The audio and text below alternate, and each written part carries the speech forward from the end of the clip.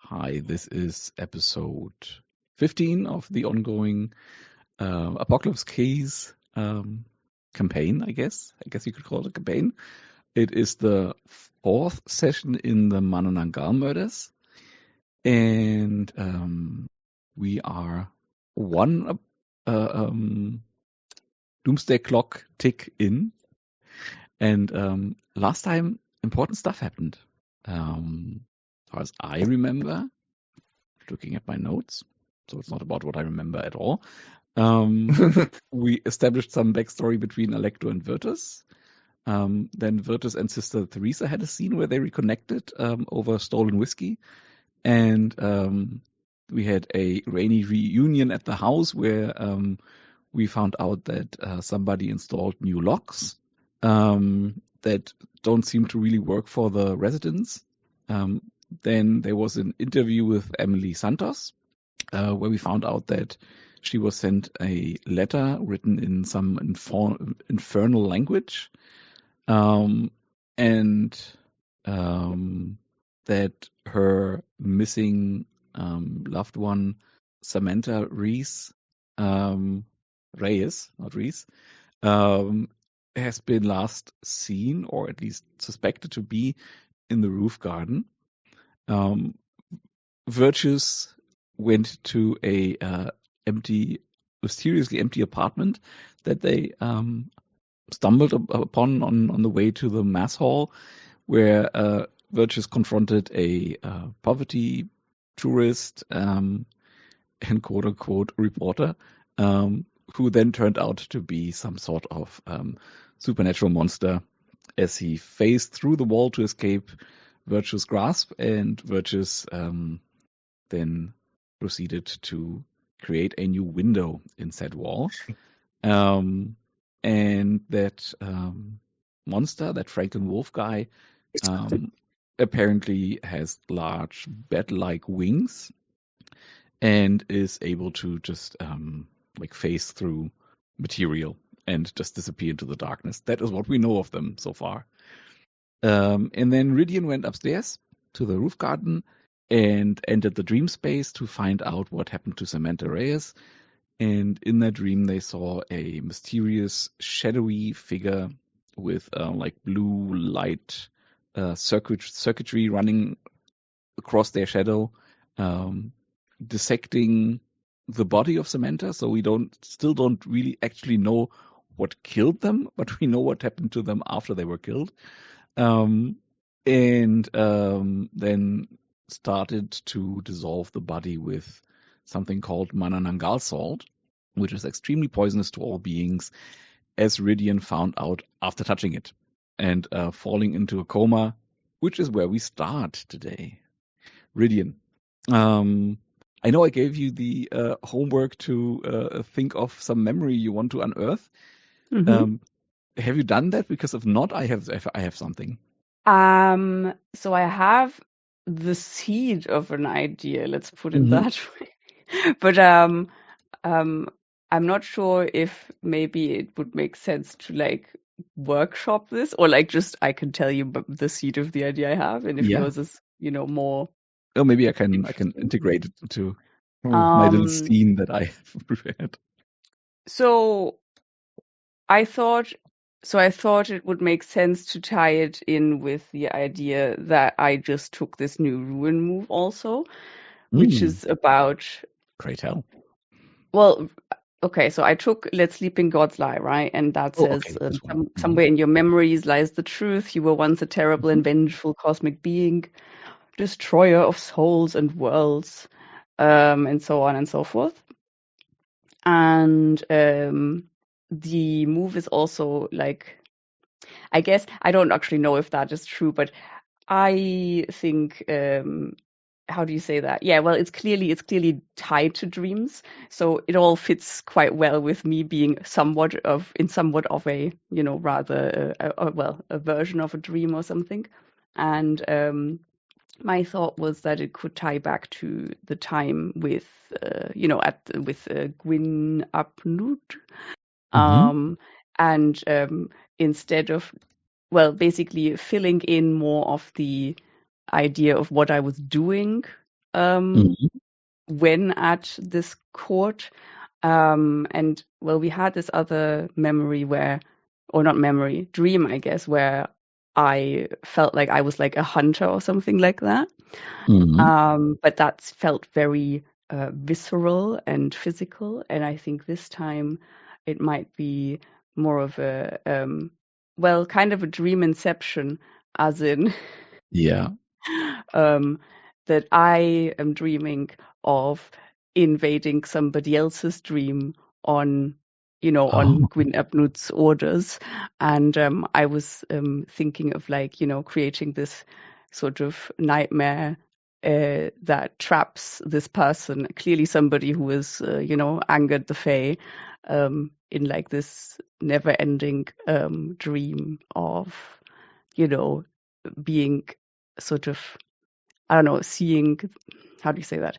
Okay, I'm sorry. Kind of being trapped in their body while everything around them disintegrates and is taken over by a forest. But not like, a forest like we think, but like, old forest that doesn't let light through very much, that has no path, etc. Because that feels befitting of the Fae. And yeah, I was just thinking of this person kind of basically being kind of in a coma, right, that I've induced with this nightmare. Sorry, that is my little seed of an idea. I don't know if that makes sense to you. It does, and it really fits very nicely with what I had in mind. Now, of course, I have to improvise a bit more, but that's okay. That's what I do all day. Once that's homework. So, you touch the salt, and you get painfully sick, painfully ill, all to your side. You see the world tilt in the Duchess of angles and go black. And as you come to, you are standing inside what looks like a forest, but a forest made out of stained glass windows. Like the leaves are translucent and they are colorful, and they let the light from above through and cast all kinds of interesting geometrical shapes on the floor and the leaves below them and on you. The air is cool, almost cutting. It smells faintly like moss, but also like metal and disinfectant a little bit.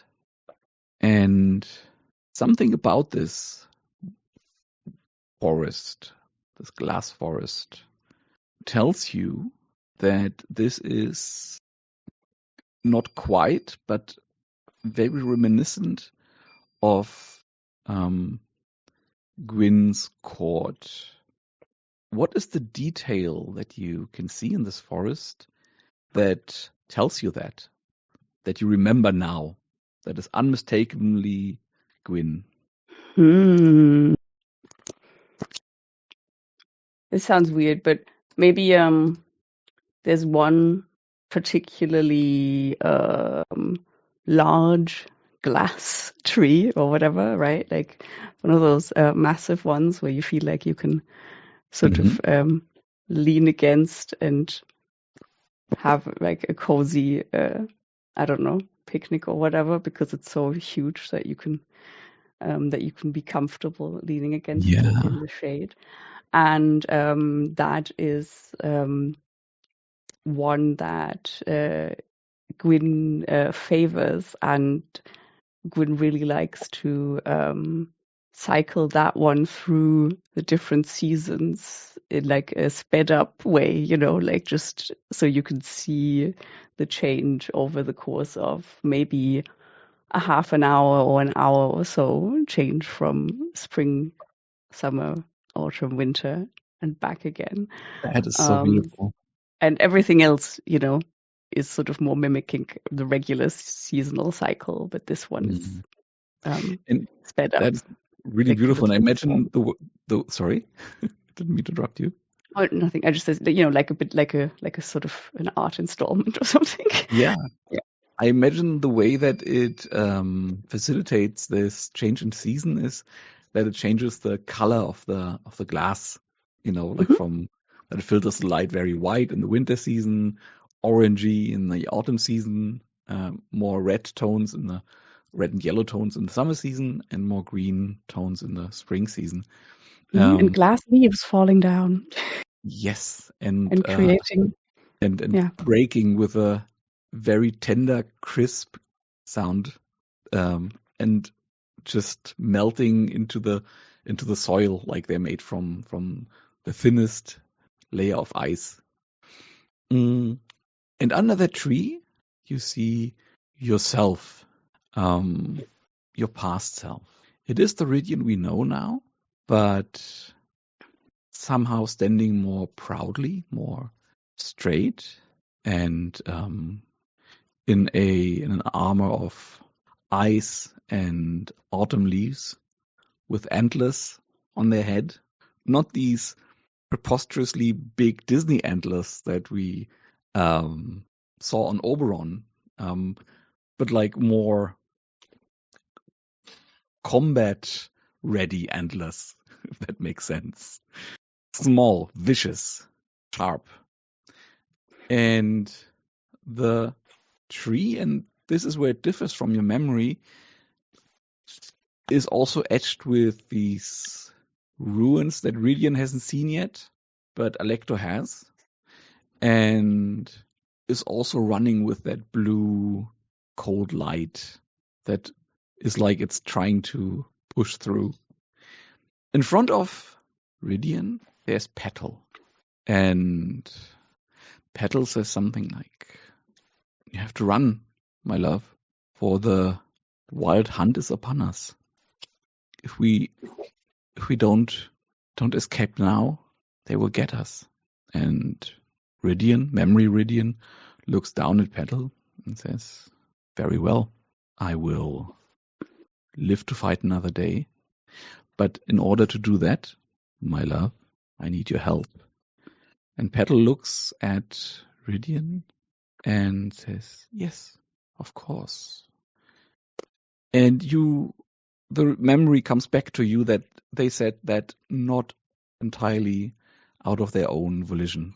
You really wished for them to help you, maybe sacrifice themselves for you, and they did. And they say, "You run. I'll stay here. I'll slow them down." And then we see Ridian disappearing into the woods, and a team, do you say teams? A pack of hounds comes charging through the woods, led by our very familiar hound, the large white-skinned hound with the 3 eyes and the red ears, Dormak. And as old Ridian runs into the darkness and the hound descends upon Petal, you are pulled backwards. You're pulled backwards into what looks like a door frame of like searing white light. And as you fall backwards, you land in pitch darkness.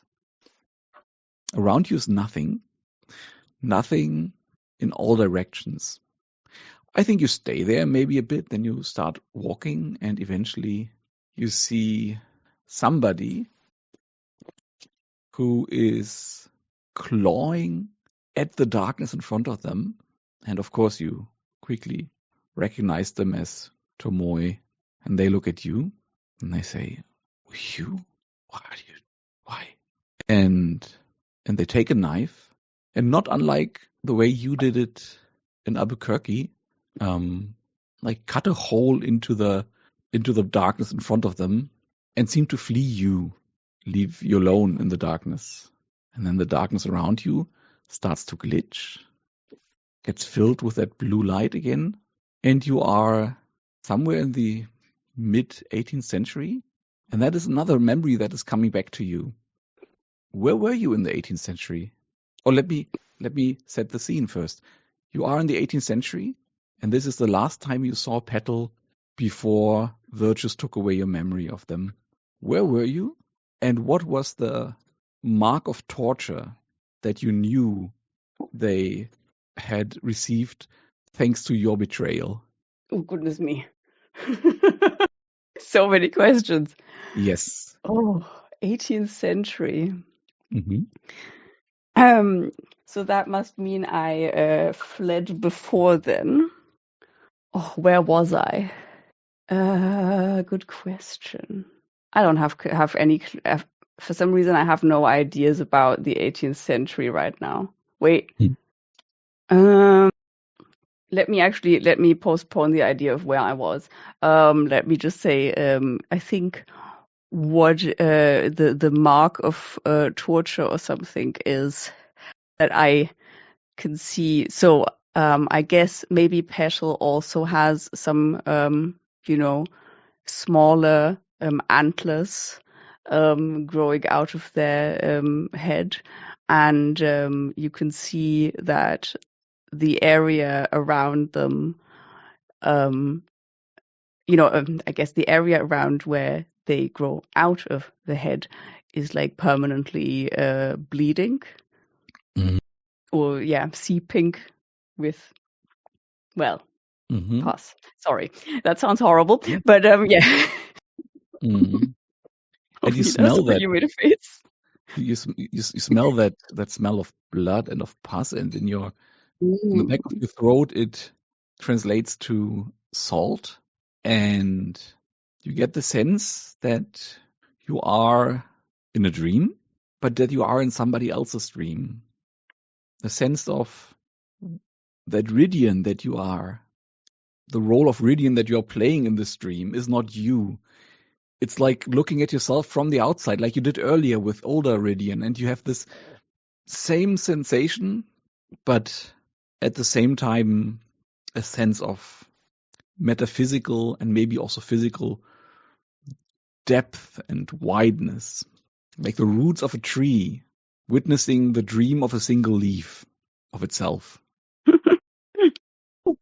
And then you wake up, and in the middle of your field of vision is a single leaf made of glass melting into the floor as Virtus and Alecto open the door and are visibly, I think, worried about you. Cool. Yeah. I think where I was, by the way, I think I would have been somewhere in, well, what is now the US. Not during the whatever Revolutionary War as they call it, but before, like earlier 18th century. So I think that makes sense also with me, having some kind of connection to somebody, an indigenous person who told me about spirits, etc. from that time. And also it makes sense to have gone gone far away from where I feel like, the center of power lies for Gwyn, which I'm sure isn't really related to necessarily a specific space, but more like, where is their story held more strongly in humans' minds. Gwyn is famously a Welsh nationalist. Huh? Nothing. I was just being cheeky. Should have probably gone elsewhere, but Yeah. Yeah. Cool. Do we want to launch from there, or do we want to do beginning of session stuff? Goodness me, yeah, that was a very long. Might meet one another like in the staircase. After you've both noticed that Rydian kind of hasn't come back in a while, and you check up on them, and you open the glasshouse door and see them lying on the floor. I would think the Manananggal souls escape your notice for the moment because it's just like some grains of salt lying on the floor. but you see that they are not doing great. They're probably in the process of waking up as you enter. Just a moment. I think Teast was asking about start of session stuff that we haven't done. I totally forgot about that. How about we finish this scene and then do it when we get back? Yeah, that was my thought. It's already 48. Cool. Mm-hmm. Yep. And if you have a hot idea of what impulse you want to play about in that scene, then be my guest and already mark that and do that. Cheating. That's not cheating. Cheating was me not doing the stuff when I should have done it. Certainly Virtus is going to run straight over. He's going to run straight over to Ridian and, do all the sort of first aid stuff, right? Put them in recovery position and make sure that they're all okay and do the things that you're supposed to do, right? Are you forgetting that I'm not human? Anyway, I appreciate the care. But I'm sure you still have a heart that can be massaged and a stomach that can be Heimlicked. Yeah, I don't know. Am I waking up already? I'm not sure. Yeah, I think so. I would leave it to you, but that is how I framed it. Okay. Is Electro also in the scene? Yeah, that's also how I framed it. Well, then I would probably leave it to you because I've been having a lot of time right now. Because I think, basically, Ridian, if they're waking up, they're very disorientated and a bit dizzy and not necessarily immediately saying anything or just like, oh. I mean, if there's nothing you particularly want to do in that scene, we can also just cut it. But I was thinking there might be a chance to, I don't know, reveal your heart or play some other moves. Oh. I think the one thing that you will see Ridian do is after they've shaken their head a bit and sort of looked around, looking around frantically to see if that salt is still there, and immediately go, don't touch that. That is what put me in this position, I think, go from there. As in, we need to be very careful about this and bag it up somehow without touching it. Okay. Do we know what does Alecto know what this substance is? I would leave that to you, but I think in order to know that, Alecto would need to be familiar with this myth of salt being what kills Manananggal. I mean, Alecto is in that area for a longer time, right? So yeah, that's what I'm saying. Like, if you have investigated that in the past, then you can totally know that. But you would also know that this is a myth. It's like garlic for vampires. You don't really kill Manananggal by salting their lower half. And this stuff that you deal with here kind of plays on that myth, but makes it. So maybe it's just meant to be symbolic in a way, but it's still really dangerous. Yeah, makes it more immediately usable, commodifies it, if you will. So maybe it could even be seen as like a thinly veiled threat against Manananggal, because it's like alluding to this myth, but it's also still really dangerous.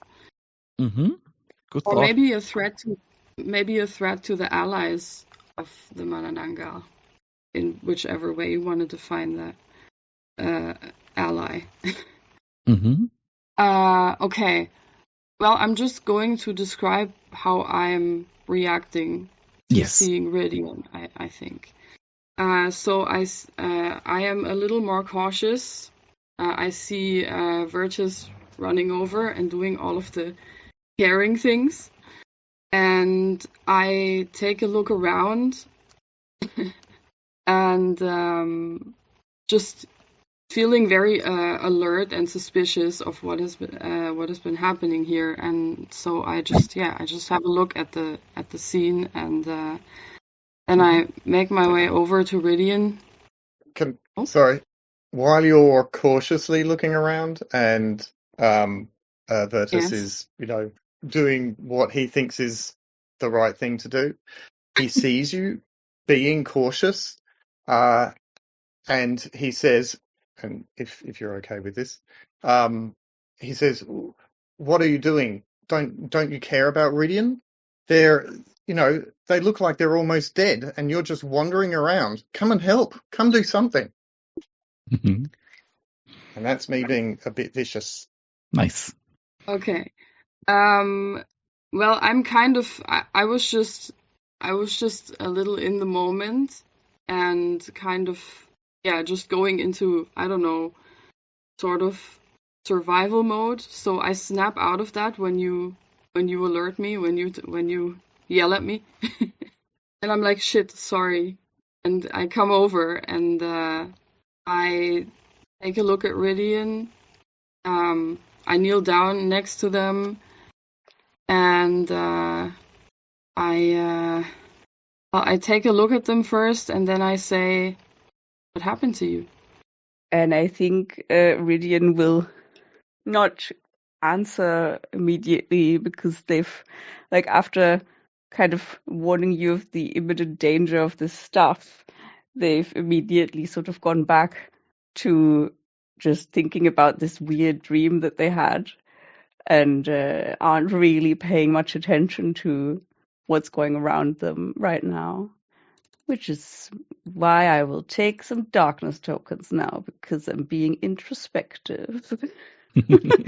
Very good. Farm them for what it's worth. Right. Yeah, and it'll probably take some, I don't know, shaking or whatever to, yeah. Mm-hmm. Very good. Well, Okay. you asked for it. Virtus is going to give you a shake and say, "Are you okay? Are you okay?" Sorry, I was away with the fairies there.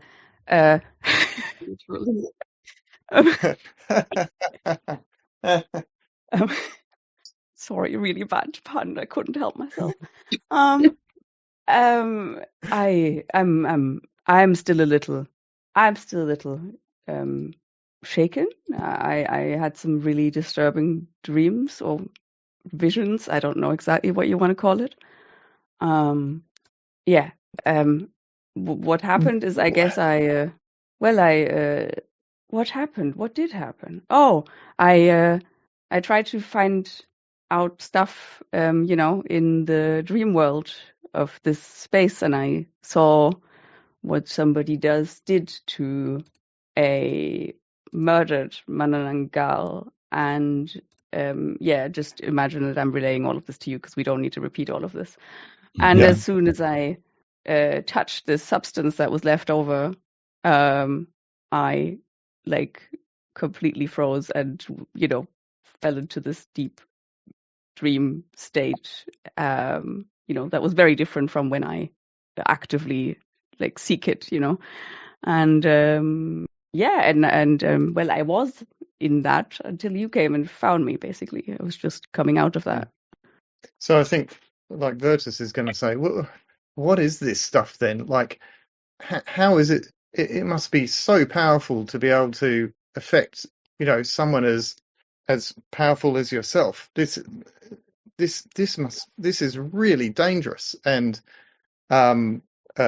starts trying to find something to scrape it up with, maybe a dustpan brush or something.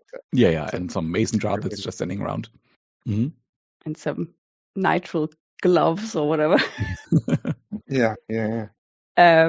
Just be so careful. Don't touch it again. We can't. Well, obviously we can't lose not. you.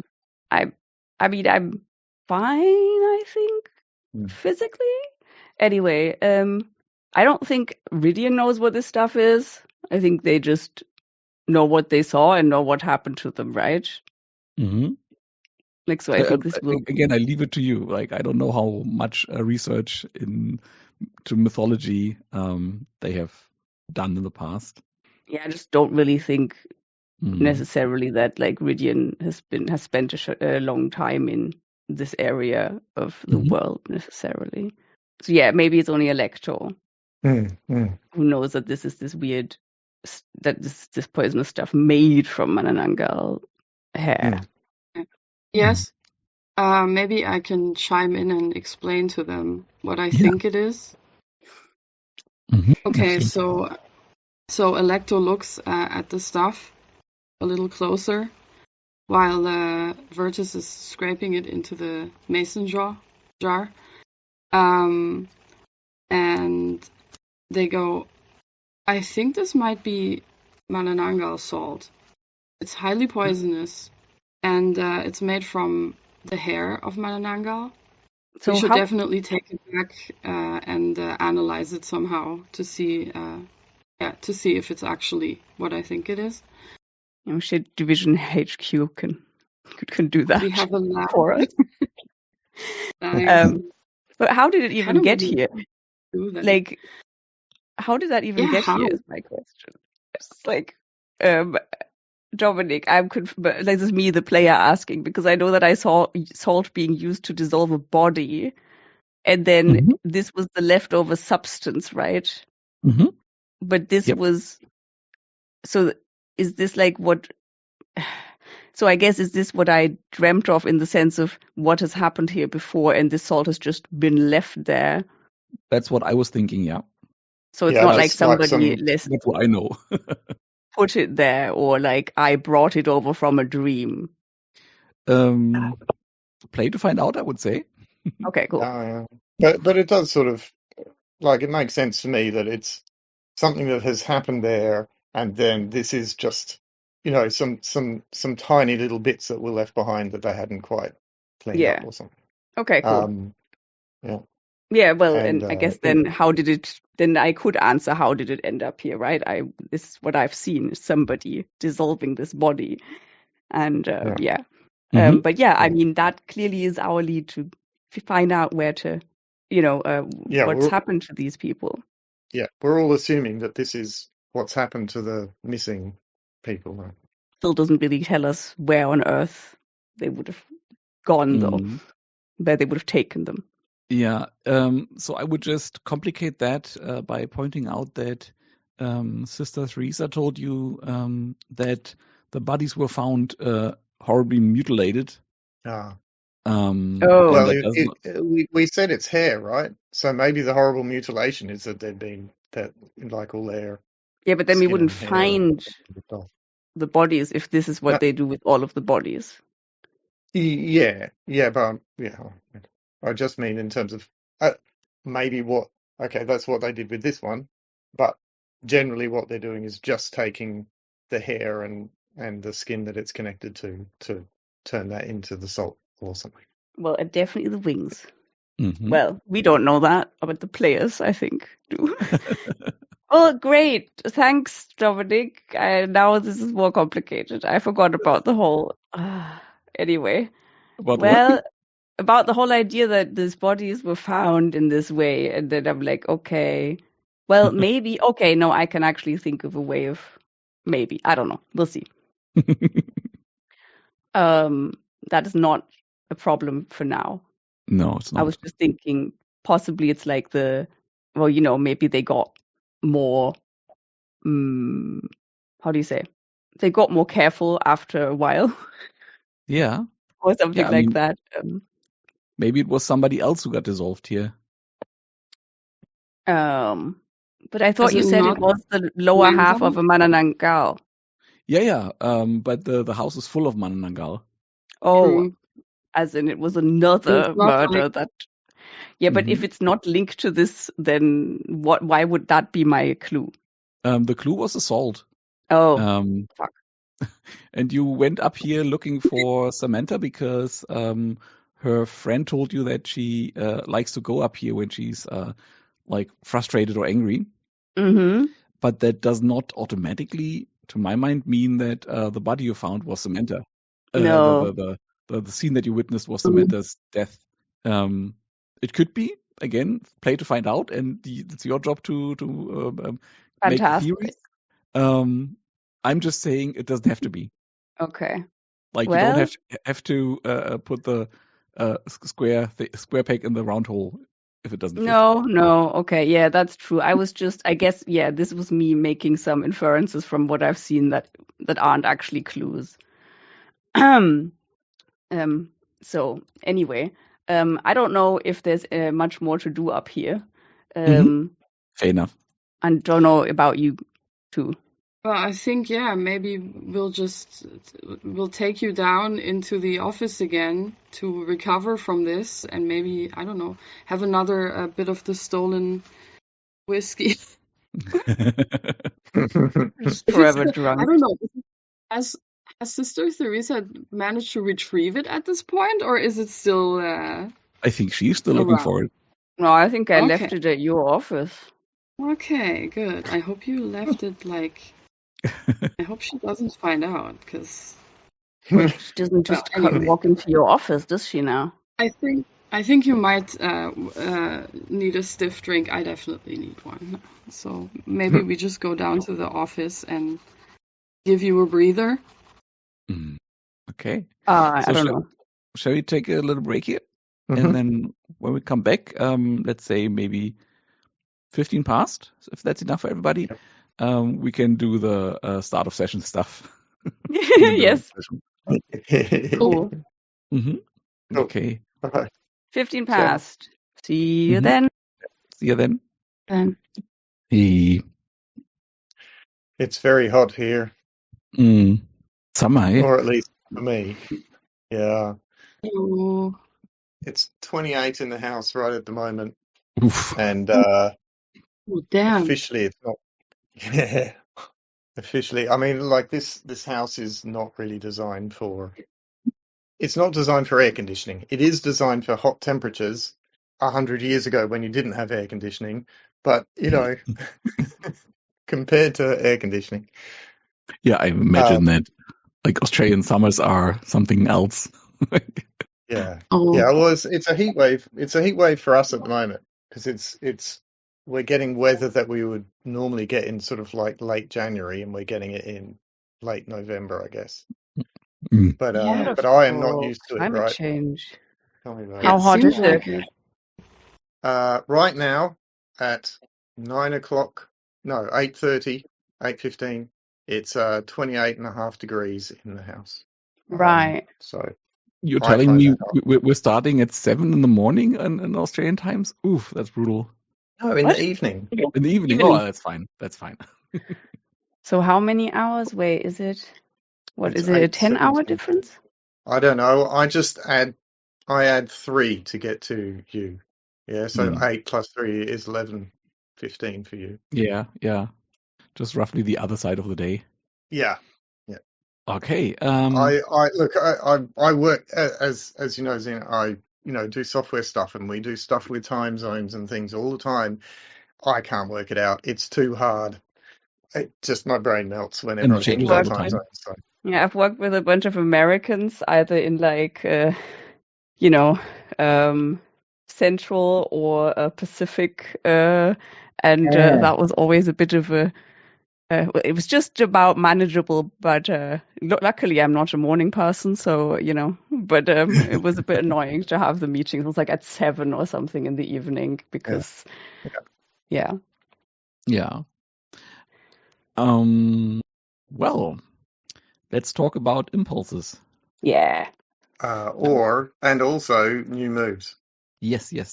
That's why I was getting to you last, because I saw that you have a rather complicated new move. I still haven't chosen mine because I'm indecisive. Should I get to you last then, Sina, or do you want to? Sure, if I can make my choice until then. Well, I guess I could choose one for now that I've been into, and then if I don't use it, I may as well change it. Yeah. Okay, but let's start anyway, with Electro in any case, because Electro doesn't have anything interesting and new. Electro, what is your impulse for today? I was thinking, oh God, let me just quickly open this. I was thinking, did you seek escape and reprieve through intimacy and connection? Might be my impulse today. Okay, then let's mark it. Being very careful. And then you don't have any start of the session moves that we have to go over. So we're done with you. Very nice. Then virtues. Then we'll talk about your long move, and that gives Zena a little bit more time to think about theirs. So I've got 2 long moves. Yeah, let's start with a short one. Who's your special friend? My special friend, I can't remember her name. She's so special to me. But the woman in Albuquerque who made the prediction about what was going to happen. So, just so that people know what's going on, I've taken as a rune advance my anointed one, where... Sorry, let me stop you there for a second. When I said special friend, I meant your heart. Who's your heart today? Oh, that one. Oh, right, yeah. Okay. And I got myself completely mixed up with which move I was talking about anyway. Okay, my special friend. I didn't know that you had more than one special friend. I've got so many special friends now. So, if you are okay with this, Nina, I'm going to choose Electo, mainly so that we can, mix it up a bit. Why I hope that Electo will save me from what the darkness demands, and essentially, so the darkness wants to destroy everything around me for the slightest trespass, and to never fall in love. And the reason why I'm hoping that you will save me from what darkness demands is because I'm hoping that you'll help me discover love, which would save me from that. I'm not saying that you will. I'm just saying that that's what Virtus hopes. So that's that. And then I don't know that. Oh, okay. And then shall we talk about the new moves? Yes, please. Yeah. Okay. So the I think the easier one is for my XP move, whatever that is. I took a new division move.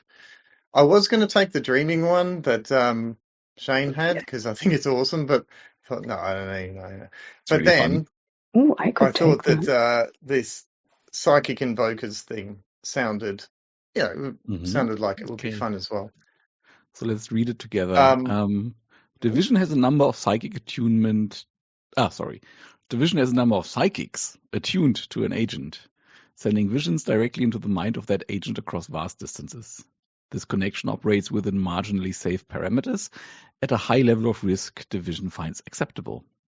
When you take this move, answer at least one of the following questions. And Which I think are the following actually questions are the questions at the start. Yeah. Okay, so the questions are: who is the psychic invoker you have a good working relationship with? What is their specialty? Who is a psychic invoker you don't always get along with? Why do you put up with them anyway? And who was the former psychic invoker whose telepathic powers burnt out while connected to you? How do you care for them? They're all very juicy. Do you want to answer 1, 2, or 3 of them? I'm going to answer 2 of them. Who is the psychic? I've given this one away. Who is the psychic invoker you have a good working relationship with? And it is the fortune teller from Albuquerque. And what is their speciality is telling fortunes. Okay, that was I Camilla. think you have Camilla. Thank you. Okay, let me note that somewhere. Maybe there at the bottom. Psychic invoker with good relationship. Camilla. What was her name? She does have a last name. It is Camilla Cardon.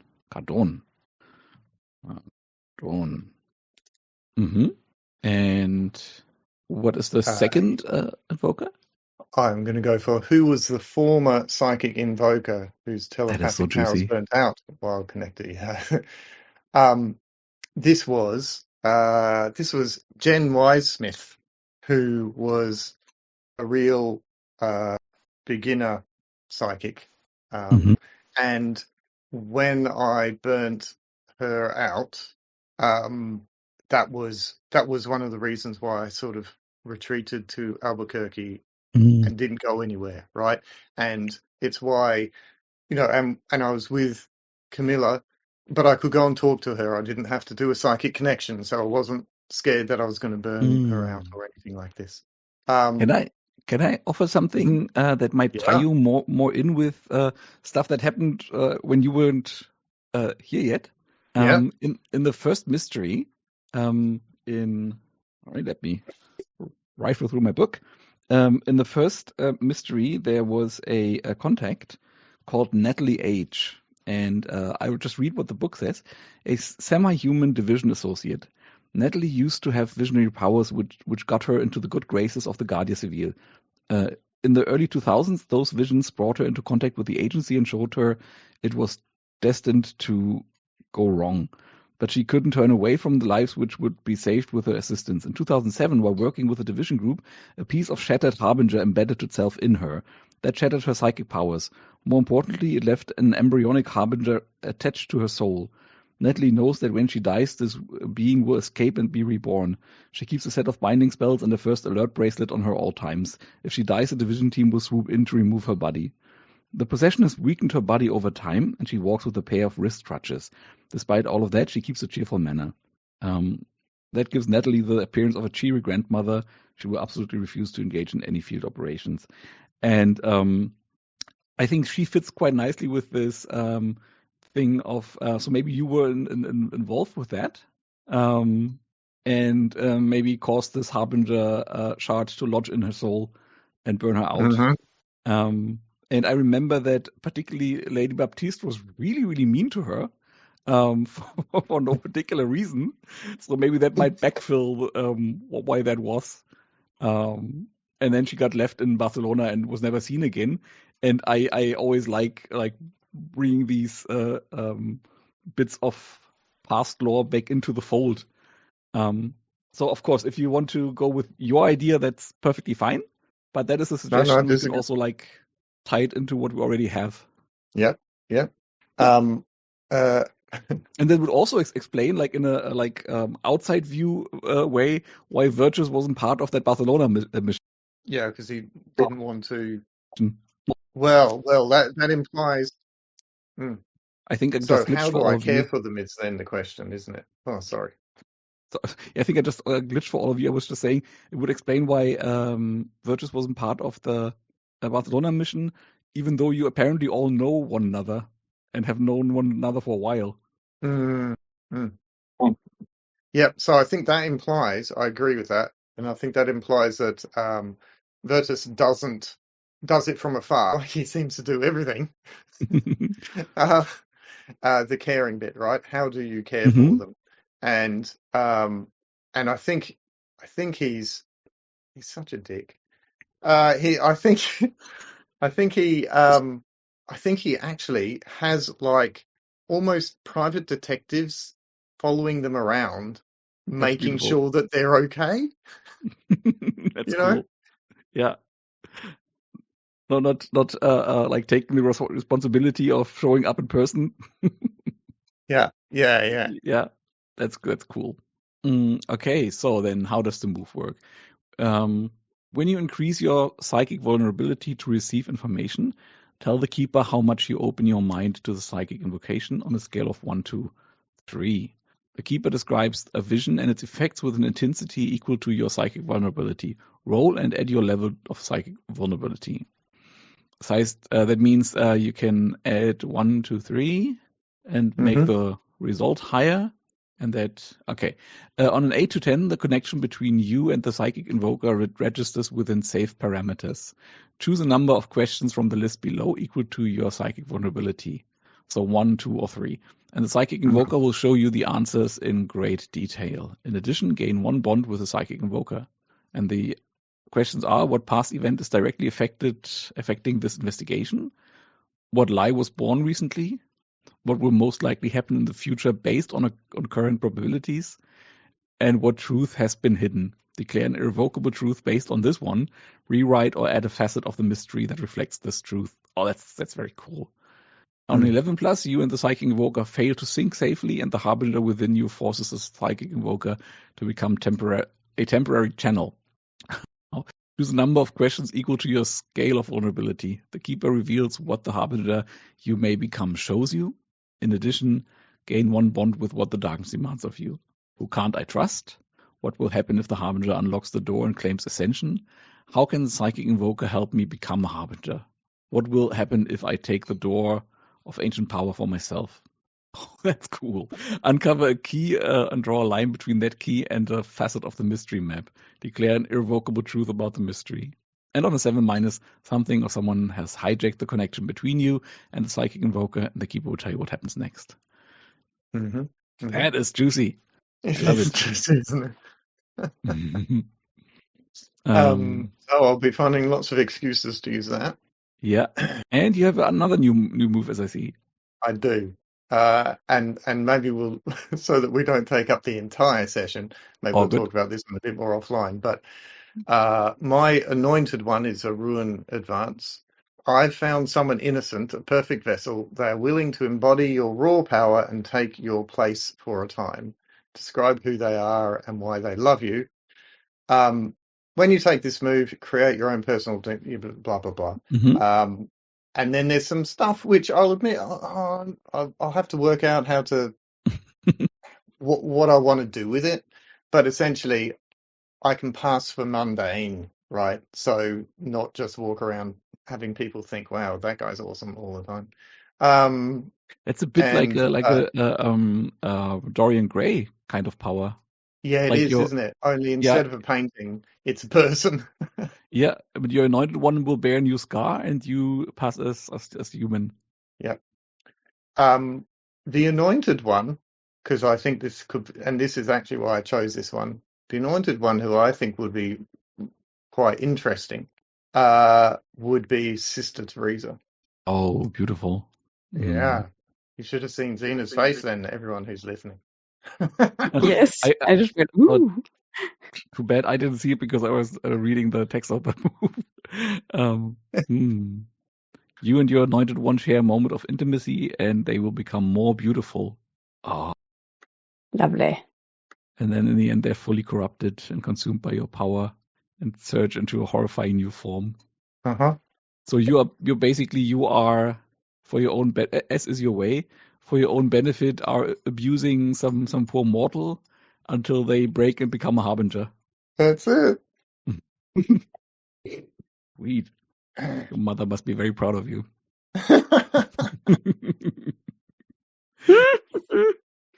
Okay, very cool.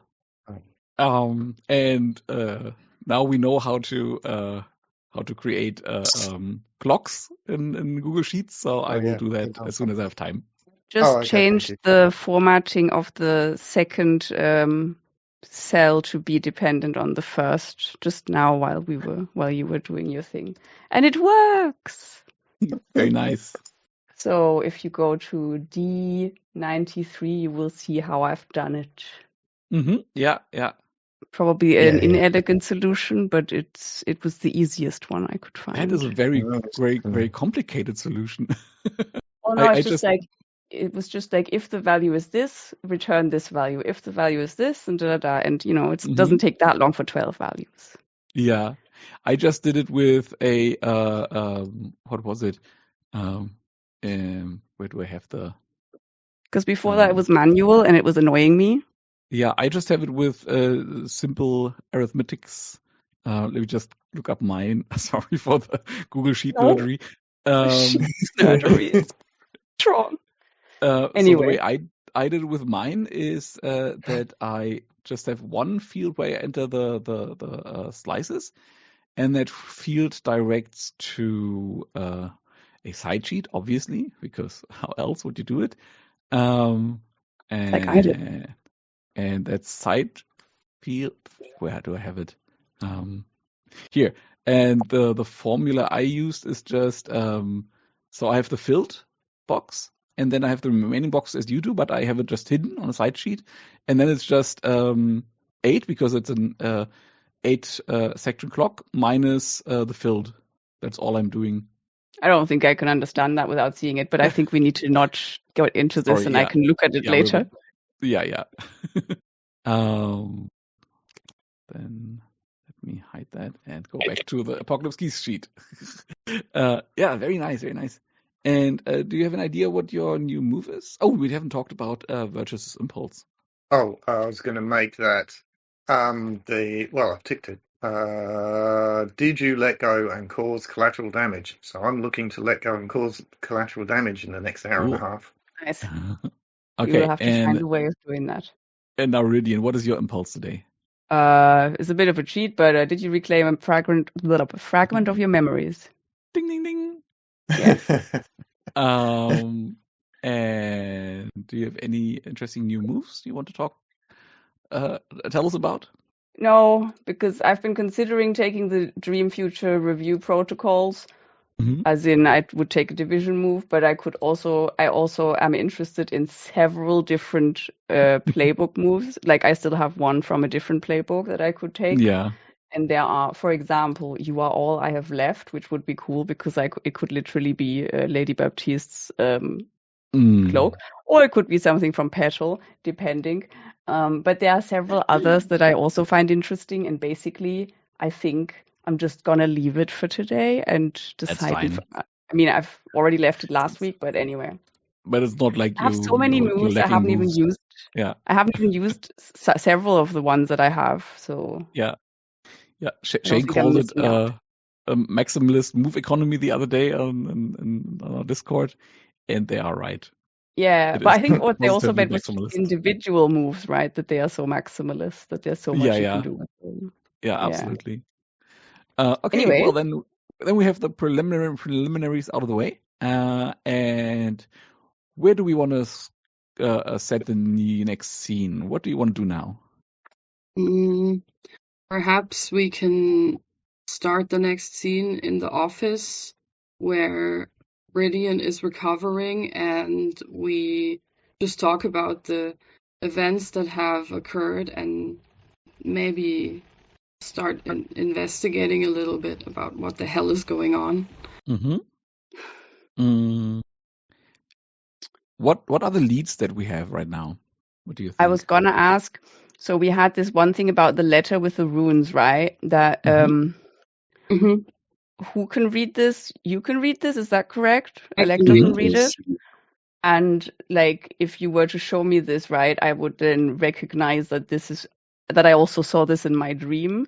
But the question is, have we figured out, has anybody got any ideas of what the letter says? Because otherwise this is rather fruitless. Yeah, I came up with something. Cool. I'm not sure if this makes much sense, but I'm just gonna go with it for now. Sure. So let's just say we're in the office and I disclose to you guys what I realized this letter means. If I remember correctly, Emily gave it to me because she couldn't read it, and it was pushed through the letter slit. Letter slit. Yep. Or whatever it's called. It's not letter slit. I always forget what it is. Slot. Yes. Slot. Mail slot. Mail slot. Mail slot. Thank you. It's just these terms that you don't use every day. It's just I can't think of that one either. So and it's confusing because in German it's not mail, it's not Post, it is letter, it's Brief, and that's where the German brain gets hung up. Right. Anyway, what's in the letter? What's in the brief? So, if I recall correctly, this wasn't addressed to anyone specifically, or was it addressed to Emily? Because I don't remember. I don't think we established that. Because she can't read it. She doesn't know. You can make that up. Okay. Well, because I had this idea that if this was actually addressed to Emily, or she was supposed to receive it, let's say, and the letter says, "Stop what you are doing, or she will be next." Cool. And that begs the question what she was doing. But we'll play to find out, I guess. Sorry, I missed who it was addressed to. So what I was thinking is, she was supposed to receive it, but she can't read it. Maybe the sender of the letter. Yes. Okay. She couldn't read it, so so I took it right from her to see if I could decipher it. And what I was thinking is maybe she was supposed to receive it, but not able to read it. And then it was supposed to come into our hands somehow. And the message is really for us because it says, stop what you are doing or she will be next. She meaning Emily. Oh. Oh, I see. Oh, right. So the sender knows us that via Emily, right? So this is essentially directed at the vision. Yeah, that's really cool. I'm glad that you explained that doings. because I didn't understand that, and that's cool. Okay. Yeah, so the letter came later. What do you mean? As in, it was not a warning about Samantha because this actually came later after we got involved. Yes, Cool, yes. okay. No, yes, exactly. So this is more like you've been warned. Cool. And I guess now we're going to have to find out who this letter is from. Yes. So with regards to investigation, like I don't know, could you, Dominic, maybe tell us again which areas are interesting here? Because I know that most of it just happens in that house, in that apartment complex, but I don't know if I've missed something else. Yeah, I mean, with the obvious caveat that you can do whatever you want, blah blah blah. The locations there are a couple of NPCs we haven't talked to, right? Yeah, the locations that the mystery as it's written suggests are the commune, that is this mess hall that you went into in the first session, then the roof garden where Rydian was, then the abandoned apartment where Virtus was, and then there's only one left, and that is the chapel that is also on the rooftop that Sister Teresa and I guess also Sister Dax have built, but mostly it's Theresa's project. Right. And the characters suggested by the book are the three that we already know. No, we don't know them. It's so the three we already know is Sister Teresa and Sister Dax and Emily Santos. And we also have Mickey Yap, who was friends with the positively deceased Lily Batista. Yeah, and Georgie, who was friends with Jin. And then we have Franklin, who we also already met. And there is an elder Manananggal named Elder Oduja, also suggested in the book, that you haven't met organically, and the way you would meet them organically is through Georgie, who is friends with them. Or maybe some other Manananggal would drop their name, or Sister Teresa, or whoever. Right. But they are like a secondary character. They're not friends with any of the victims directly. In the way that, I mean, they are in the way that aunties are always kind of concerned with everybody's well-being. Yeah. So I would be interested in talking to Mickey Yap. But I'm going to let others have a bit of a moment because I've taken up a lot of space. Mickey. Yeah.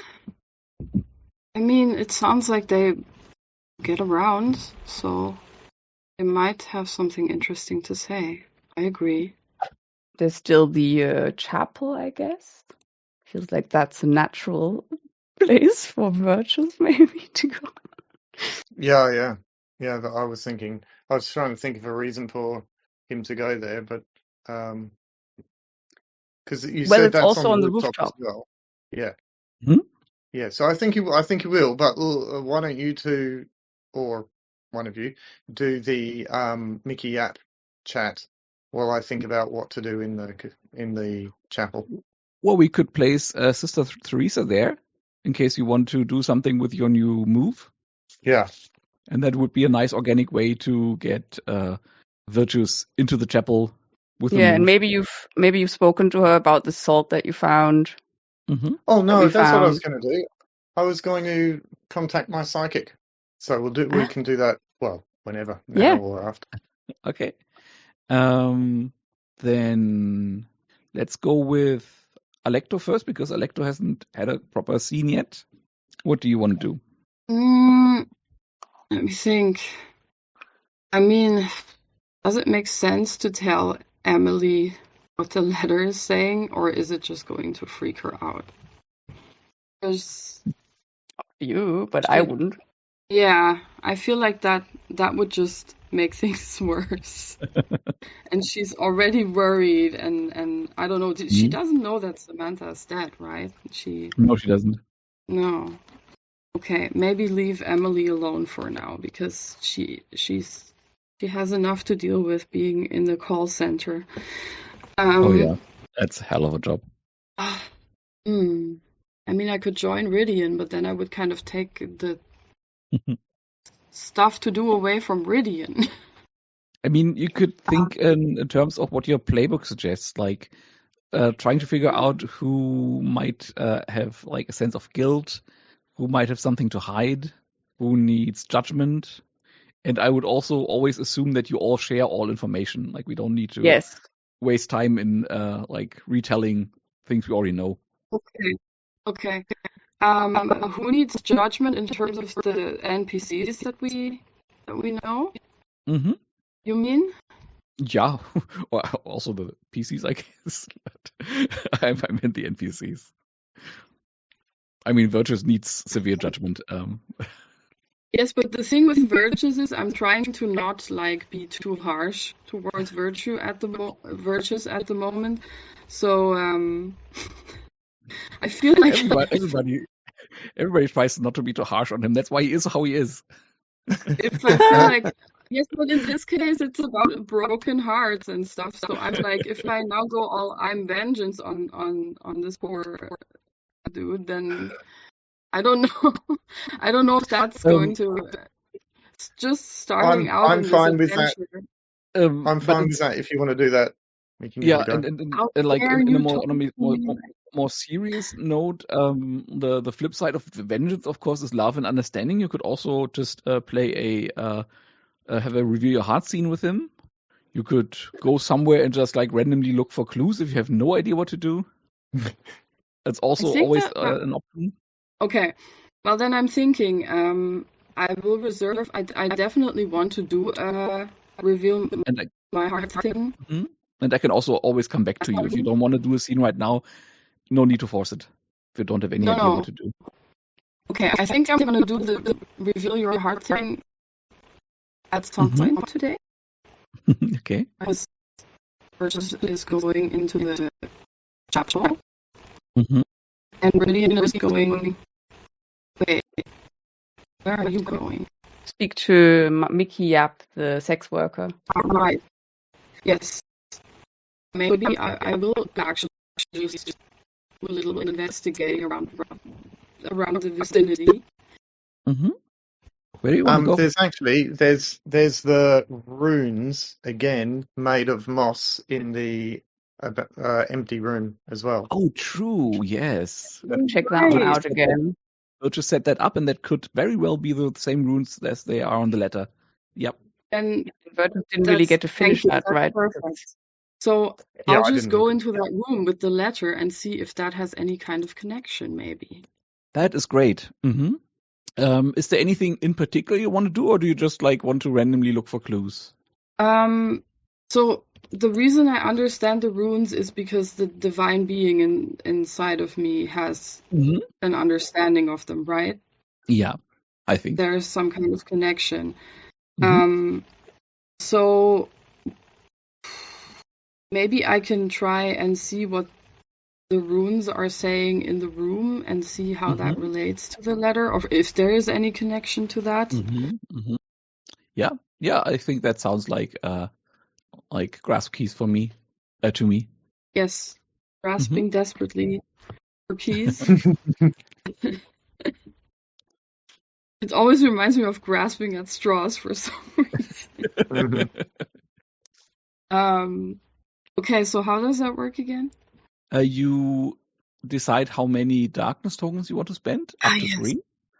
And then you roll 2d6 and add however many darkness tokens you have spent. And in general, rolling between 8 and 10 is the golden middle. But with this particular move, you will find a move no matter what. It's just the question is just what the side effects are, if any.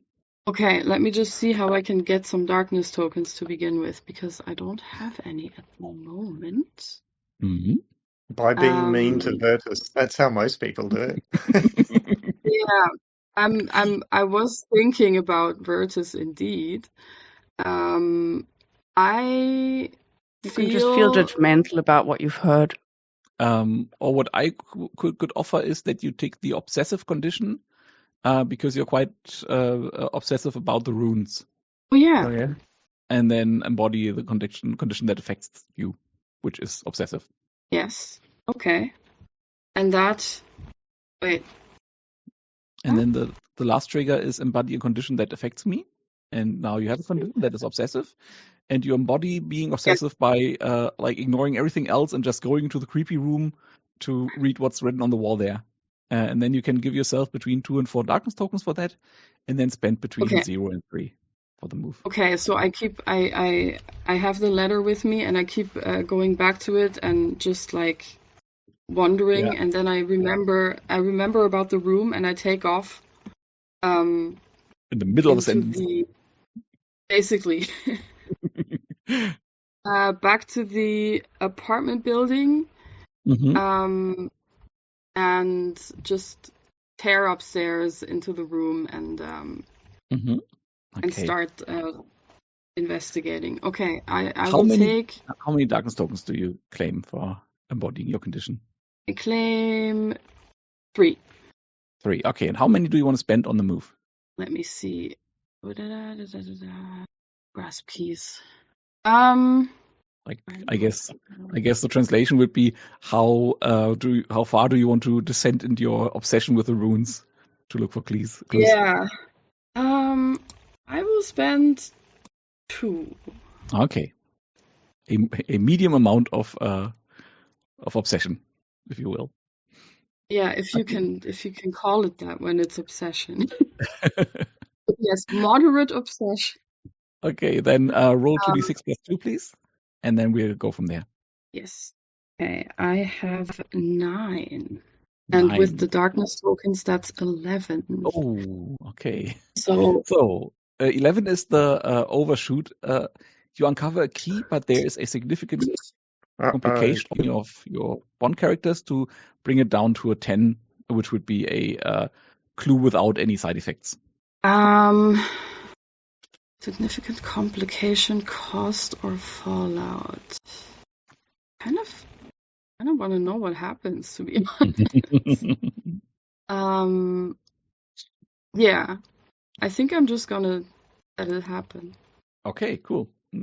That's nice. Always a good choice. Always a good choice. Because that lets me tick the next doomsday clock, which I will just quickly do, and then I will tell you what happens. And it's not jumping from 1 to 3. I just forgot to take the last one on the keeper. We're already at the third one. So you go into the room and you look for the runes, and yeah, I know what I do. And the room is weirdly bigger than all the other. It's not a room; it's a big apartment. And also for you, the set the scene question that teased at last time. What here makes your skin crawl but invites you to come closer? Well, I look at the moving mold, or what was it? Yeah, mold, mossy mold. Mold. Which seems to be alive somehow, and it makes the hairs on what little hair I have stand up. Mm-hmm. Yeah. Mm-hmm.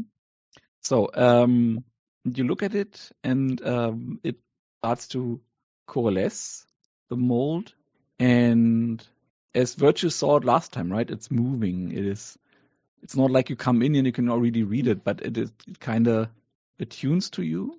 And in this infernal language, it starts to announce redemption and punishment. The clue is graffiti on the wall announcing both redemption and punishment. Or in this case, infernal writing on the wall announcing both redemption and punishment. And I think the way that looks is that it speaks not in a biblical language, because biblical language is in the end ultimately human language. What you read here is older, more powerful, and far less human than that. But it speaks of a coalescence of violence and greed, and it speaks of a cosmic, not even a cosmic task to avenge that, but a cosmic necessity. The punishment for what is being done not only in this building but in this entire city to the people. This punishment will come as surely as day will follow the night. That is the kind of sentiment that comes out of these runes. That was the key. And now there is the thing that's happening. The result of the 11 plus is that I tick the doomsday clock. One of the victims returns, but they are changed. They are violent, desperate, their memories fragmented. They bear evidence of the Harbinger's rituals, and they whisper incomplete truth of what waits behind Doom's door. And as you read this scripture, really, you hear a soft, maybe whining, and it seems from within that mold. Oh. And you go closer and try to listen more intently, and then a hand breaks out of the mold and grasps your collar. And yeah, what do you do? Well, I recoil. And I try to free myself from the hand. As you recoil, you pull a female arm, pull it out of the wall up to the shoulder, and as you pull, at some point it just gives, and the upper half of a young woman comes crashing out of that mold, and you both tumble to the floor. Okay, wow. And I assume you were shown photos of her, and it is indeed Samantha. Okay. And it's only her upper half. Yeah, because the lower half is still in the apartment. Oh yeah. What is more confounding than that she's missing her lower half, because again her lower half is still in the apartment. That is normal for Manananggal. Is that she's missing her wings, and she has as she's grunting in pain and confusion. You see that her wings are cut off at the shoulder blade, surgically. And the wounds are still.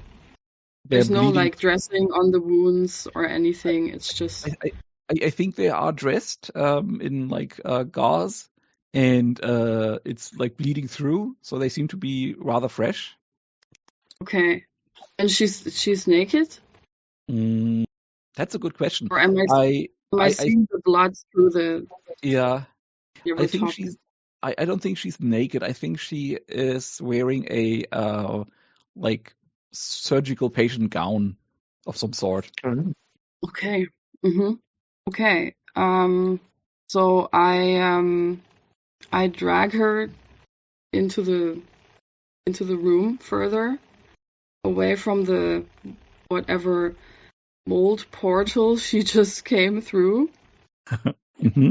And so she's conscious, right? She is conscious, but she is clearly frightened, out of her mind, and is feral with pain. Okay, so she's uncontrollable physically, kind of. Unless you do something to control her. Okay. Is there anything I can? Let me see. I don't know if this is legit for me to do, but I kind of try to contain her by wrapping my cloak around her. Yeah. Kind of like this. Which this cloak is sort of alive and sort of a part of me in some way, as I understand it, so I can kind of use it as an extension of my. That's very nice. Yeah. My body. So I just try to like wrap her in my cloak like a straitjacket, but maybe in a comforting way. That is very cool. Yeah. To contain her. Yeah. Yeah, I don't think we need to roll anything for that because I also wouldn't know what. Let's just say that works. And it's kind of like a swaddle, right? And it calms her down. Yeah. And maybe you also tell her, that she's safe now and that she doesn't need to worry. And before long, she will calm down. And then I think once the adrenaline has run out, will lose consciousness because she is still traumatized and hurt. But since she's only half a lady, she shouldn't be too difficult to carry to her apartment or somewhere. I was thinking, I just I lift her up, still wrapped. And does she live in the same building? Yes, she is the was the very first room you went to when you came here. Okay. Oh, did I? Well, actually, not her room, but the room of her best friend / lover. But she also lives here. Does she live in the same room? Sure, why not? Yeah, they're all cramped in there, aren't they? Yeah. Would also make sense, right? If they're so close. Yeah, okay, so I bring her into the apartment, and I don't know, is Emily there? Would that make sense? Sure. I guess she is. Emily's there in this in a client call, and as you come in, she just gives you the sign, like the sign of I'm talking, and doesn't quite notice what is actually happening and what you have in your cloak there. Okay, and so I enter and I I walk over to the bed and I put Samantha down.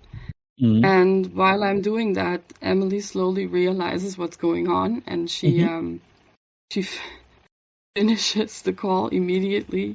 Yeah. And runs over and. Yeah, she does. And she's like, "Oh, you found her.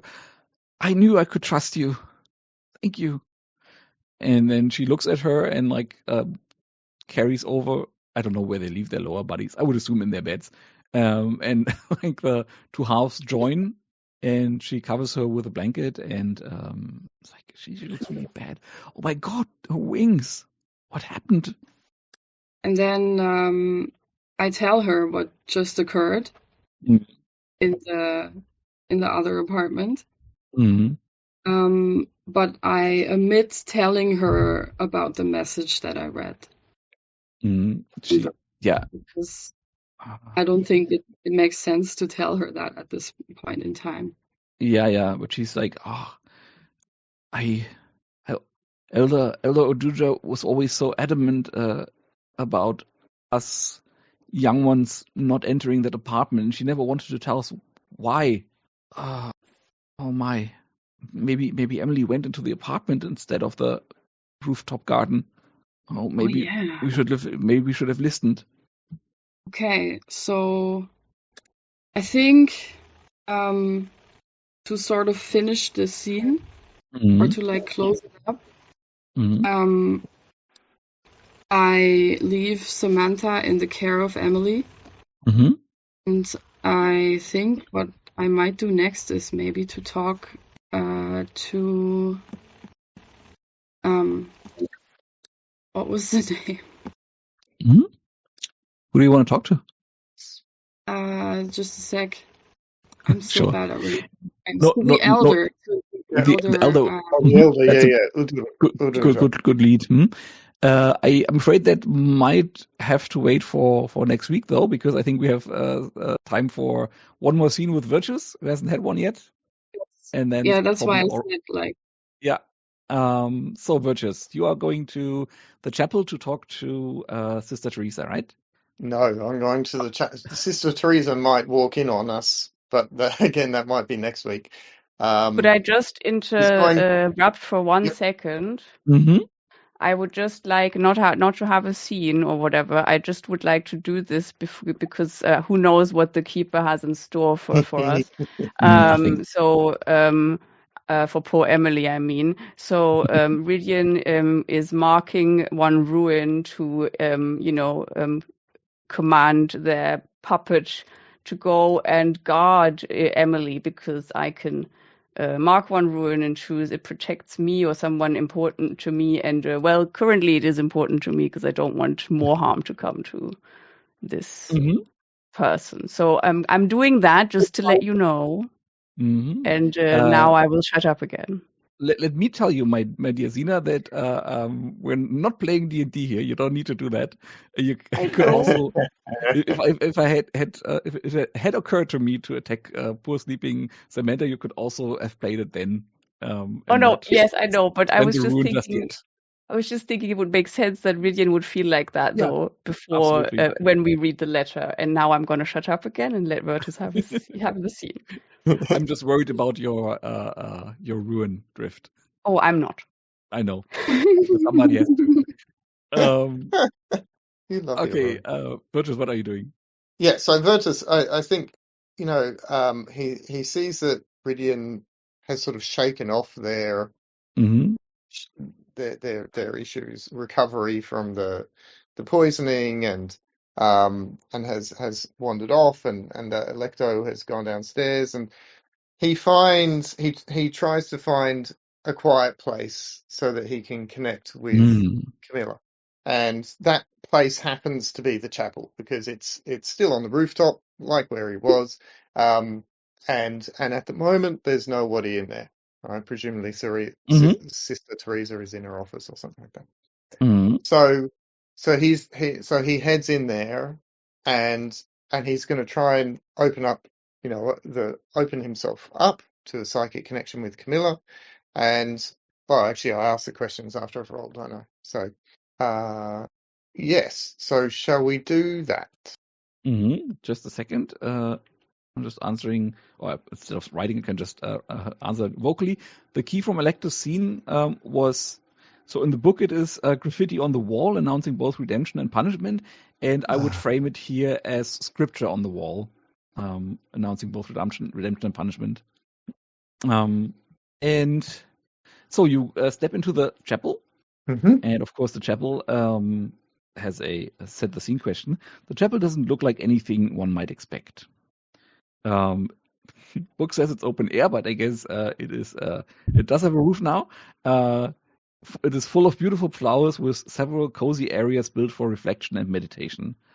And now the set the scene question is, maybe we need a little word of background on what the broken crucifix is, as we've established it in the first mystery that we played.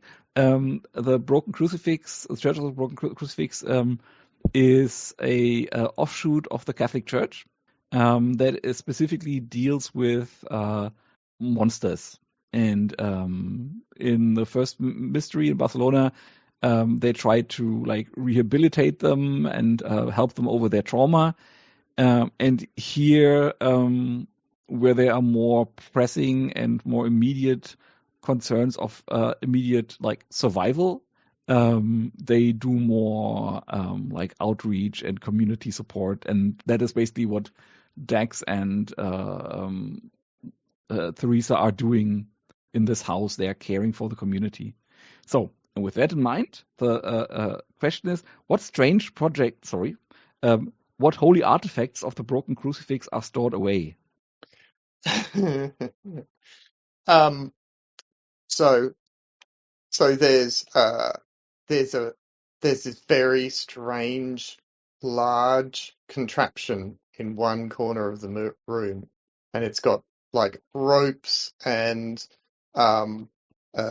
beams of wood and these sorts of things all around it, and it almost looks like a torture device, but upon closer inspection, it's actually one of those really fancy Pilates things. But like but like one that has that Sister Teresa has anointed or whatever. And the reason why is because these Manananggal, Manananggal, they're working so hard. They're all in each other's face all the time. And when they come up here to the chapel, they're trying to find some rest, some respite, some spiritual time to themselves. But they've been hunched at their desk computers all day, right? And so one of the things that Sister Teresa does, and what's his name, Gabriel does as well, is they'll work with them to physically restore them as well as spiritually restore them. Workout is the prayer of the soul, as Sister Dax always says. You are. Yeah, and the prayer and of the body, of course. Yes. Yeah. Oh, yeah. This place though is perfect for what Virtus needs, because he goes and finds one of these quiet corners. He sits down. I'm imagining he's surrounded by these flowers, but you can feel that breeze blowing through this essentially roof with no walls, as I'm imagining. Yeah. He sits down and he opens up his psychic channels. Cool. So we're going to see your new move now?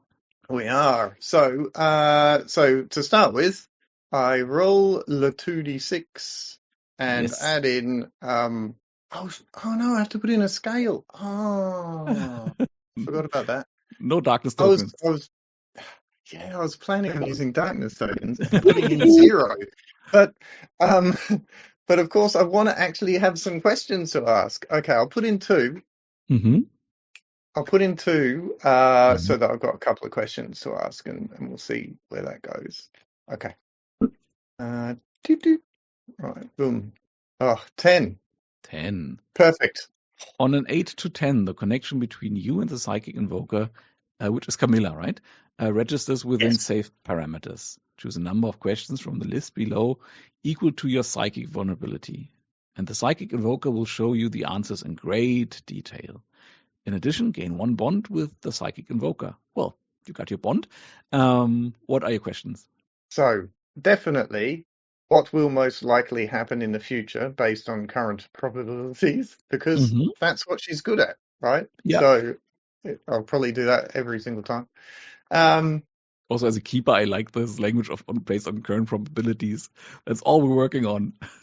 Yeah. This is a rewrite of and then I think one. Sorry. What was that thing? I saw that this is also one of the rewriter facets of the mystery ones, which are not so. I know.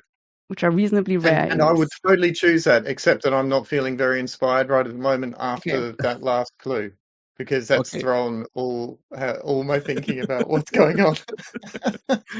Mine as well. Not all the thinking, but what is your second question? I think I'll go for what lie was born recently, which is such a weird way of putting it, isn't it? But anyway. Okay, it's cool. Because I have literally no idea what that could be, so I'm interested to think. Oh, that's a tough one. Just making your job that much harder. Yeah. As somebody who, as a player, is really bad at lying. And therefore my NPCs tend to not lie. Because I can't imagine but I think this is part of this move, right? But now canonically somebody has lied. Now it's a lie. And I have to decide who did. Yeah. I think, what has happened recently? Okay. What lie was born? That's tough. I think the lie that was born recently. Maybe set the scene, and then while I'm talking, I can think.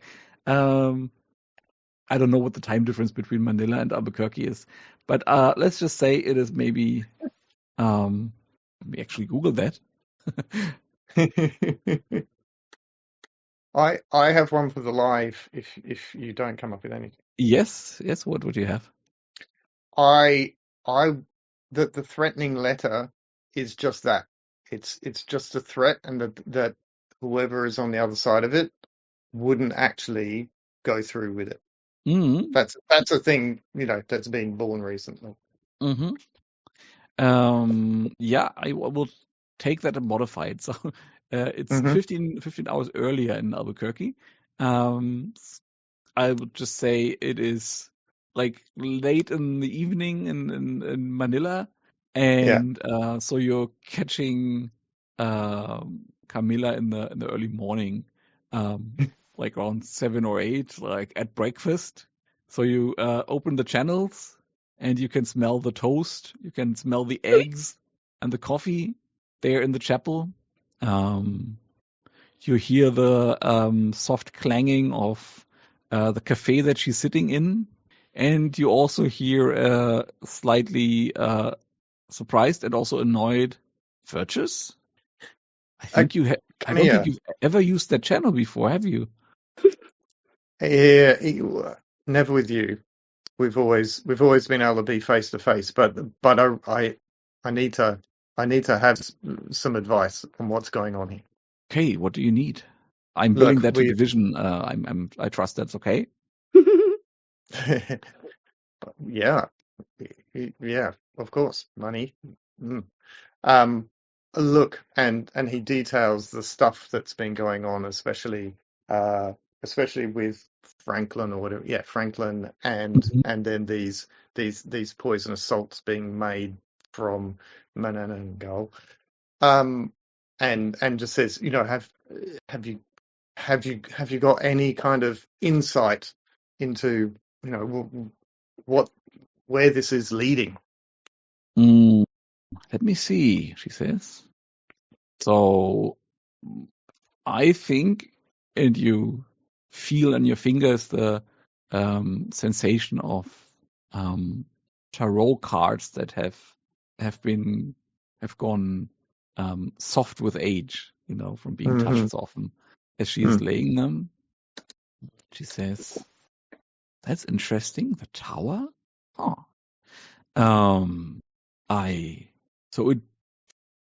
The cards lead me in the direction of a big company, also an old friend. It's the lovers turned around, an old enemy, maybe somebody you've met before. Death also turned around, so a new beginning for somebody. Oh, it's not very clear, Virtus. I'm sorry, but I hope that already leads you somewhere. So I would say it's some old acquaintance sitting in a position of power who is starting maybe a new project. Maybe they have a new job. Maybe they turned a page in their life. I'm not sure. And they seem to be connected with the salts. Hold on. When I mentioned the salts, I got a spark out of the turned around upside down death again. I think there is also somebody else who has gotten a new start in life, if you will. Yeah. And parenthesis, I'm not an expert in tarot, so I'm kind of pulling it out of my butt. Yeah. But she also says, and there's chariot. The chariot is a sense of connection, of somebody leading, somebody following. There is a sense of fellowship, of leadership. So I'm thinking you probably have two people, one of them in a position of power, and both are concerned with starting over in some way. And wait a second. Now it's becoming clearer to me. The person in power is not actually interested in that project they have together. They want more. They want something else. Mm-hmm. I hope that helps. I know it wasn't very clear. Well, it took 20 years for the last fortune to come true, so we'll see how this one goes. Is there anything else I can help you with? Yeah, look, we got this letter. Yeah. Are you happy for me to do that? Yeah, absolutely. Yeah. Please do. We got this letter. Can you feel through me anything about this letter? It's much newer than it bears some sort of scripture, some sort of sigil. Mm-hmm. Yeah. That is very old, much older, obviously, than the letter it carries. That carries it, and feels like a pale imitation. Feels like somebody is wielding a weapon or language in a very clumsy way, in the way that it was not intended to be wielded. Feels like somebody uses the authority of a god to offer petty threats. Am I in the right direction there? Yeah, absolutely you are. I don't know why, but there was just something off about it, and I think you're absolutely correct. You're right. Thank you so much, Camilla. That's brilliant. Happy to be of help. Are you at Happy Joe's? Yeah. Would you like me to take a sip so you can please enjoy it secondhand? She takes a big miss glass Happy of your Joe's favorite coffee. That incidentally is also her favorite coffee. And with that, sign off. Yes. Still lingering in the warm embrace of the coffee, of the warmth and the flavor. I have made a large note about your psychic invoker stuff down there. Ah, right. Okay. Don't know what this is. None of these are clues, right, or keys, right? They're just more like extra stuff to draw on. May I make a request? Would I have a very brief scene in which I try to get a key? Of course. Because I have an idea that is different to what I previously wanted to do. So it doesn't involve talking to someone. Okay, yeah, sure. So my thought was, I didn't see this earlier, and I don't know when Teast added this, or maybe it wasn't Teast, I don't know. There was some details added to those cell phone messages. I wrote that. Which says, right, this was an exchange with Tomoy about getting more content from this dude and whatever. And I think once Ridian sees this, they will probably, at least postpone their idea of talking to Mickey, because I think, also given that they saw Tomoy in the dream, they are very much like pissed off, or like they have a bone to pick with Tomoy. And also, why the hell will she not stay dead? And I think what I would like to do is, instead of obviously I do not know where she is currently, but I think given what we've done before and how I've influenced her, I think I can definitely sense her thoughts, feelings, whatever. And I would like to use my powers of darkness, that being my telepathy or whatever, or also just, the emotional sensing of whatever I have, to stretch out my feelers and find and root around in her thoughts, possibly even, find out where she is, or generally a clue of some kind.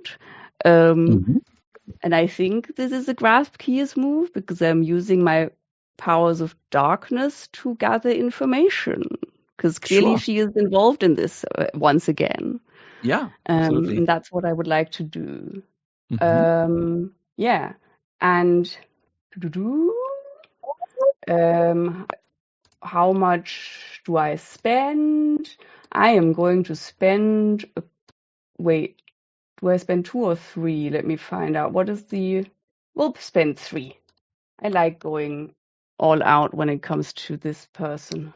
Okay. Well, there we go. That was a good choice because it's an 8 with the 3. Sorry, I was just distracted because I was just wondering if there is a mechanical downside to just always using psychic vulnerability 3. Huh? In the virtuous move.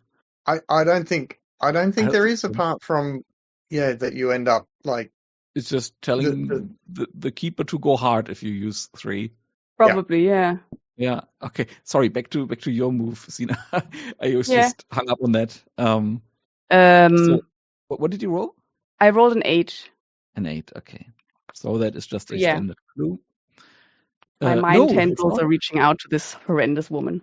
It is a standard clue. Let me see. Okay. The clue is. Oh, that's also beautiful. Let me just quickly make a decision between 2 that I really like. Yeah. Why not? We're already halfway through the doomsday clock, so I can make a strong decision here. The clue, as it's called in the book, is evidence of a secret life hidden away. And what you see as you reach out your feelers, she is in the city. Currently she is holding a press conference on the ground floor of Instavid's towers, where she is talking about Instavid's plans to renew the impoverished areas of Manila. How to make everything better for everybody, clean housing, no overcrowding anymore, all that. Stronger police presence. She will not stronger police presence, but she will also provide more security, is how she phrases it. And she looks like she used to look, like you remember her. Sharp suit, sharp haircut. And what's new now is that she packs a smile, but the kind of corporate smile that is meant to hide your level of danger. And then the press conference is over, and she takes the lift up to her penthouse on the top of the tower. And you see her undress as she steps into her penthouse, leaving her jacket in one corner, her shirt in the other. And as she reaches the big window that's overlooking Manila, she has completely undressed. And what you see is a woman who is a very gray skin tone, almost like she's been dead a bit too long. And this gray, dead, pale flesh is interrupted by metal parts, by cables and circuits jutting out of her flesh, and they all lead into this backpack kind of apparatus. It's not really a backpack. You wouldn't see it when she's wearing clothes. But this rectangular plate on her back, and as she's standing there, smiling down on the city, these huge bat-like wings extend again.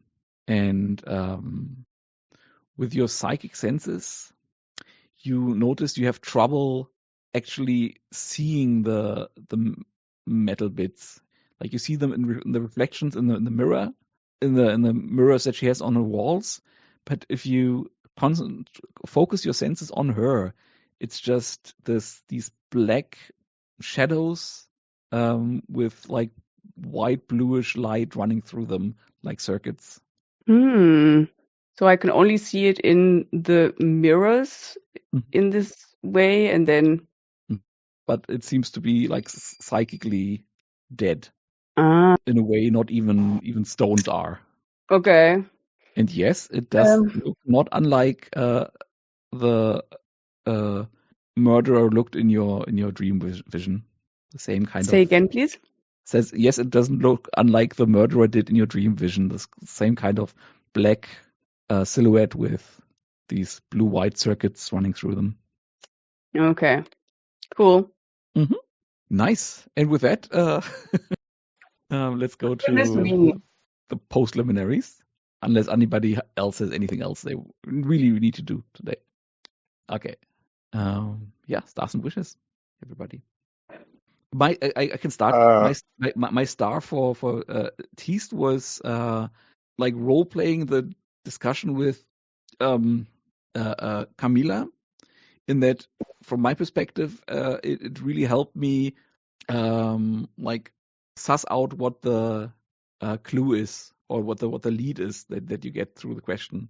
Like from the perspective of the GM who also doesn't have planned anything really, as I'm not supposed to, it is a bit difficult to be asked these questions, and I'm like, I don't know. But if we like have a discussion in character and talk about it, then it's much easier to come up with and like to play off what you're doing. So that was a really, really good practice. I also really liked how Alecto cared for the poor half-a-lady and like brought her back and made sure, like I like this the moment of I leave her in Samantha's care, like making sure that there's somebody there for her. That was really, really lovely. Ridian,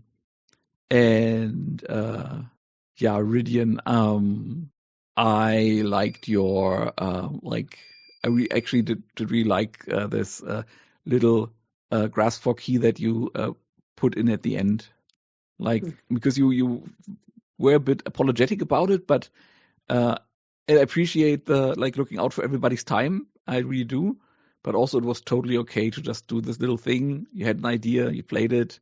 That was really nice, and also good on you for bringing your little baby monster into play again. Haven't seen it in a while. Yeah, only in the first mystery at some point. Yeah. And also, when I looked onto the Miro board, I was just surprised how much that had changed since before the session. So also, like, big thank you for just keeping that and organizing all the information. That is very, very valuable.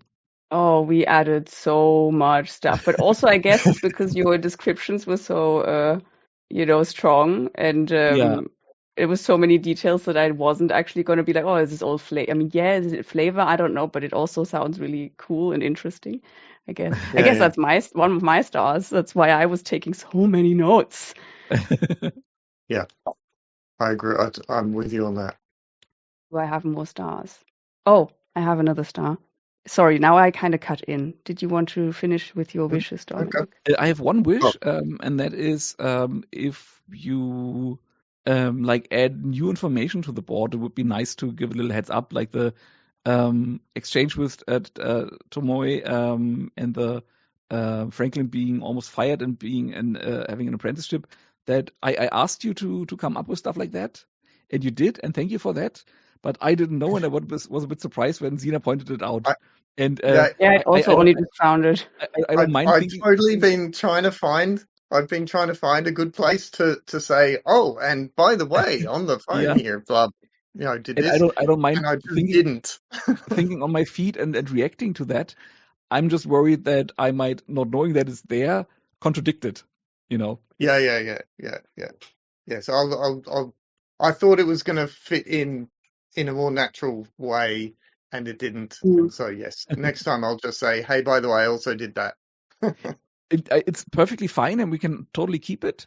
It doesn't contradict anything we said, but that is by sheer luck. Yes, I agree. Mm-hmm. So now I'm done. Okay, I guess I can just continue on from what I said earlier. Yeah, so I really liked the dream that you described. That was so like just well, dreamlike, I guess. No, it was just really good. I guess, yeah, that was just lots and lots of lovely detail that, yeah. And I really enjoyed Virtue's immediately being, once again sort of confrontational, about how somebody else is acting in the situation. Like, what are you doing there? Do you not care about them? Da, da, da. That was beautiful, yeah. Very in keeping with the character, of course, but I just like these little moments when they're just sprinkled in. That I enjoy that, and I feel like you do that a lot. Just sort of let me show a short reaction rather than just only throwing it in when it makes sense mechanically or whatever. I think that's cool. And yeah, I guess I really liked the idea of, like, what was it? Alecto being like, I don't think I have a move for this. Well, I guess I'm just gonna swaddle her so that she can calm down. Yeah. I already forgot about that, but that was beautiful. Yes. Yeah. I don't know if I have any wishes apart from I wish we could, like, while I love chewing on the scenes, I also wish we could have more scenes in one session, but that's probably just because I'm really enjoying it, and so it's not, just also, what it we is. chatted away the first half hour of today's Also time. that, yeah. Which was good and fine and valuable, but less playtime. I guess given that we have now 7 clues, we could soon probably, that's maybe a wish, maybe we can try and unlock Doom's door soon, next time.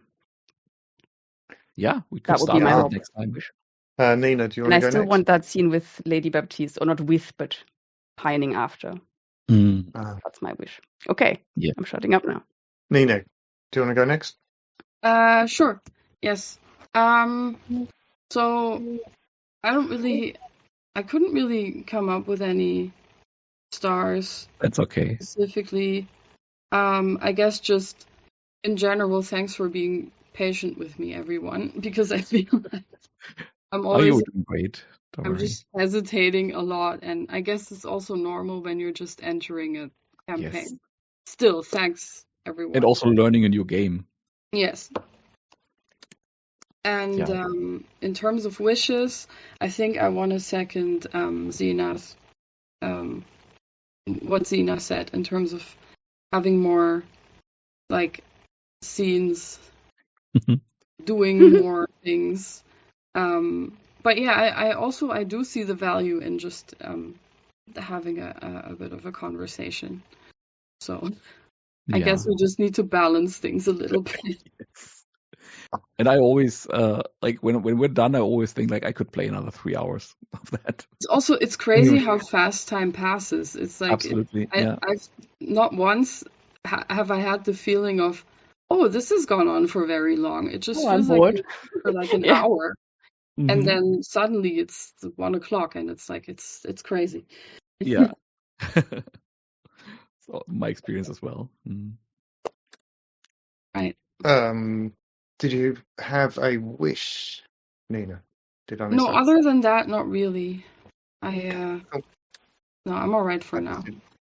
Cool. I just didn't want to jump in.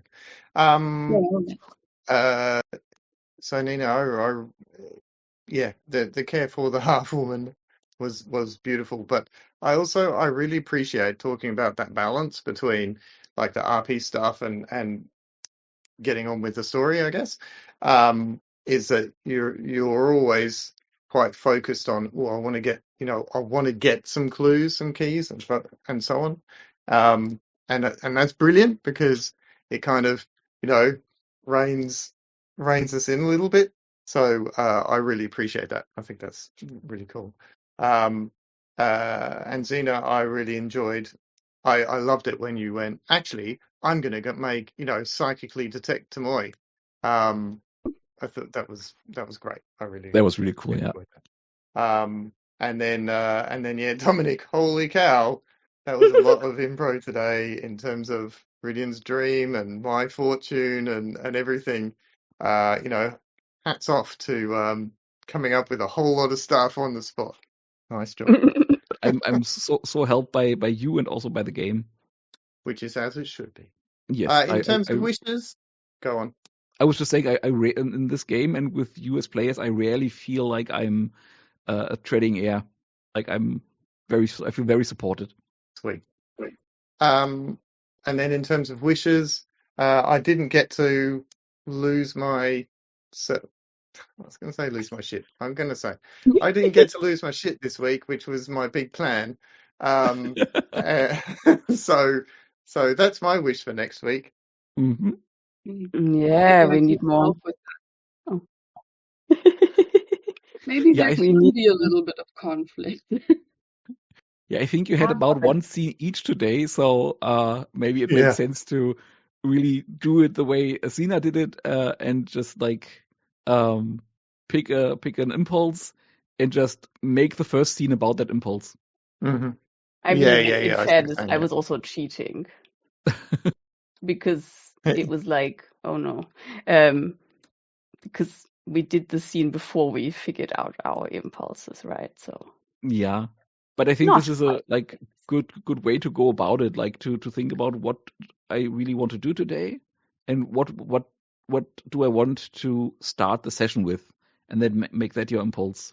Well, and that's why, not go like like I in some nebulous way want to do it at some point, but like really go in. This is my first thing today. Yeah, and that's why I went. Oh no! When you pointed out that I have to choose the number of psychic, openness, because I was hoping, you get were to gonna 0. fail again. Yeah, I want to fail, get my 2 conditions, and completely and utterly lose it on the top of, on the rooftop of the building. Oh, anyway. So it was just like a mechanical problem here. I didn't read the rules. Work like you thought it would. Yeah. Oh well. Anyway. Yeah, well, that happens.